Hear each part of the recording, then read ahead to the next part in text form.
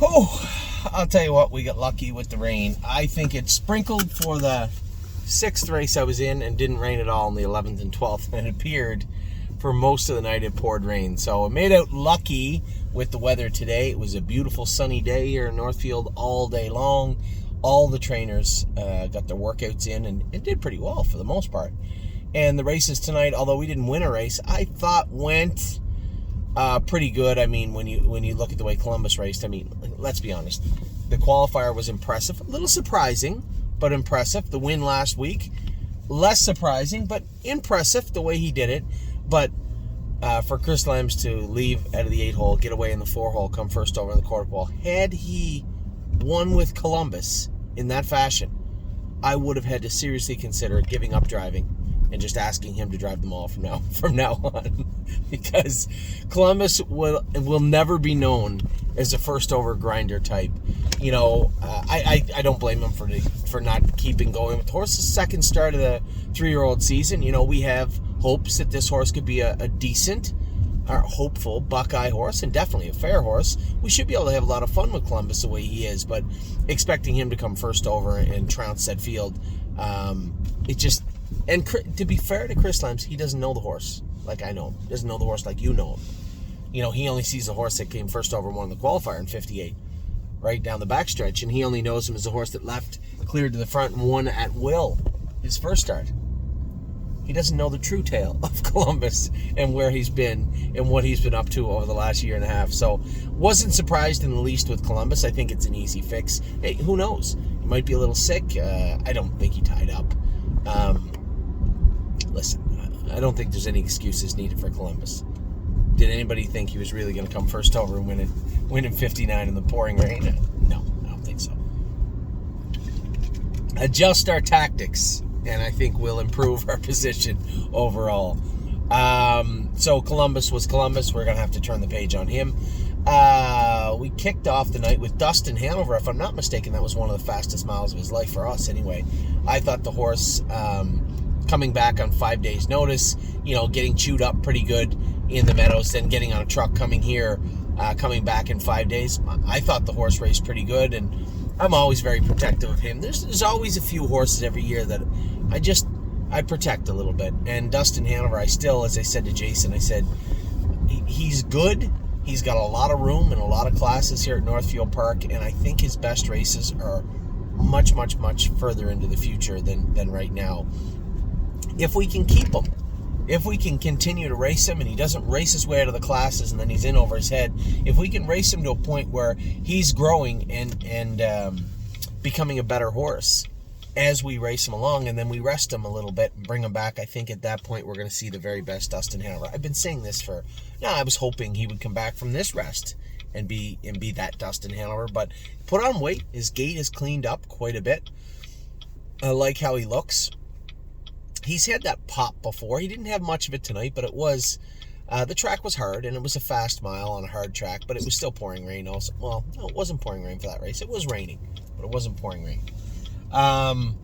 So I thought his mile was decent. One of the faster miles of his life, and 56 and 3, 30 seconds on the end of it, I thought was a decent mile for Dustin Hanover. And somebody messaged me the other day and said, oh, it's time to get rid of him. Why? He doesn't even have to be tagged yet. He's in the condition on the condition. I mean, he's got lots of racing in lots of classes at Northfield Park for quite a while. I think he can win 4, maybe at least 4 races, I think. Anyway, I was happy with Dustin. Columbus, as I said, I think it's just a matter of understanding that that's not the trip for Columbus, but that was what was offered up at the time, and I think we can change our tactics moving forward on him. The last two, Ducati, you know, he felt so good in the warm-up. I put his nose on the gate, and I think we just have to tinker just a hair with him with his shoes behind. Either back his shoes up and put a little longer shoe on him, or maybe switch to a half-round, half-swedge. My only problem with going the half-round, half-swedge route, and again, this is the horseman talking, and Jason and I talked about this after, he's just touching himself when he switches gears at the gate. If you bring him into the gate, you can go out of there with him, but putting him on the gate like that, and he was pretty muscly tonight. As I said, the track was pretty hard. He was pretty strong in the face tonight, and good for him. to make that little break, but to catch right back and compose himself and relax. So that was good. I wish in hindsight, I thought the 3-hole would be fine for him to put him right on the gate, but I wish I had just brought him in a little slower tonight. Would have had, I don't know if we would have beaten the 8, but totally different trip too. You know, I got to kind of blame myself a little bit. When I was coming first over with him, I thought Baby Yoda was you know, he's getting a little tired too. He's been racing really hard the first half of first quarter and a bit of this year. And when I had to come first over, my initial intention was to flush out Chris and or Aaron, be third over behind a pretty decent flow. But it quickly became known to me that neither of them were moving, which at Northfield Park is a rarity. You know, there might be some night you come first over from 6th and you're 6th over at Northfield Park. It seems like everyone wants to move.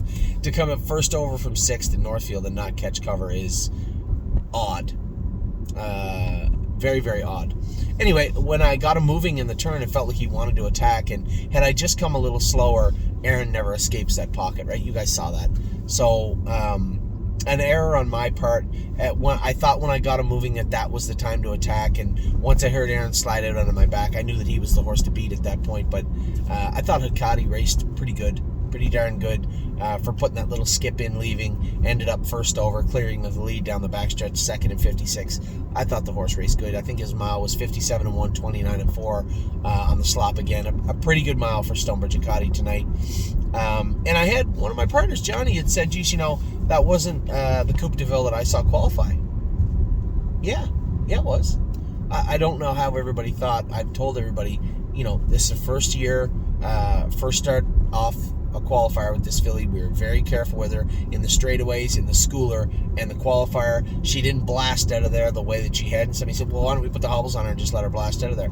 No, she's not ready to do that stuff yet. This is still a very immature filly. Stake races are a month away or more. I think May 22nd or something is definitely a month away are the stake races, and I have no intention of emptying out this filly or blasting her into the turn or making sure she's on her toes leaving. There's just no need of it. None. And if we don't get her, if she's falling off the gate in 3 weeks, then we'll just take her over the meadows and race her with the hobbles on. I have no intention of winding this filly up and having her hot going into a long summer.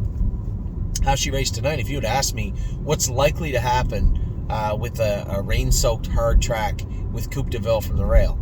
Best case scenario, I get away mid-pack, find cover, and she wins. Worst case scenario, she makes a break. Anywhere in between would be acceptable. And that's what happened. Sure, I could have shot her through the inside going around the first turn and filled the hole on those two horses. Again, trying to be protective of this filly. Again, she is coming off a qualifier in the state of Ohio. If you make a break off a qualifier, you have to. We've been spoiled in Ontario, in Pennsylvania. You make a break off a qualifier, although I believe the mud plays a role tonight. She might have been okay. So I didn't want to push her. I want to keep her quiet. You guys, you have to remember too, this is a filly that shut her air off real easy last year, got really hot and hard to deal with. The filly I just drove was very flexible, very malleable. I could have left with her a little bit more and rolled the dice and hoped she didn't run. But in the last turn, I got jammed up. She was quiet, behaved. Down the lane, she was looking for room. I dove to the inside, and she trotted as hard as she could. And if they show the race after the mile, she blew right past him and opened up lengths. That was exactly how I thought the race would probably go tonight. So I'm not surprised with Coupe DeVille, nor am I disappointed in the least. I could have wheeled her out 4 wide down the backstretch and let her sail, but keep in mind, this is a 3-year-old trotting filly. First start of the year. First time with the hobbles off in a charted mile, other than her qualifier. Yeah, I'm going to be a little protective of her.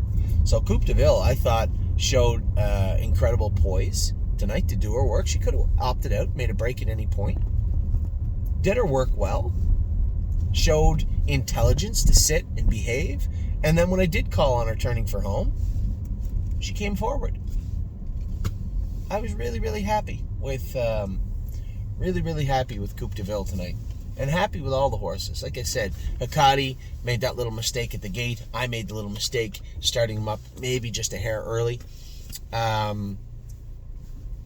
Coupe DeVille, as I said, showed real growth and maturity in her mile tonight and did her work very, very well.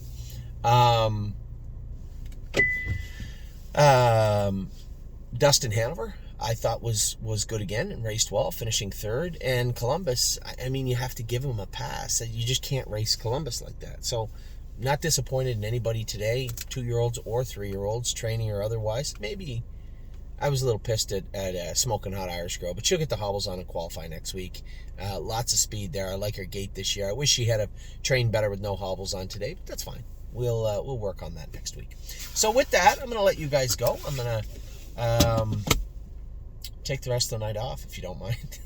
I'm going to go in and get some sleep. We got not a lot of work to do until the qualifiers, but at the qualifiers, we have 5 to go tomorrow. It's supposed to be. Now, if it's going to stay not raining for the rest of the evening, it's going to be a beautiful track tomorrow and a beautiful day here in Ohio. We have Patrick DePerona qualifying tomorrow, as you guys know. I just saw all the horses, too. I just saw Austral Hanover, Tailgate Buzz. Who else? I can't think of the other 2. We have 5. I know we have 5 qualifying tomorrow either way. Swinging Senorita, what the hell is wrong with me? Swinging Senorita, I'm still missing one.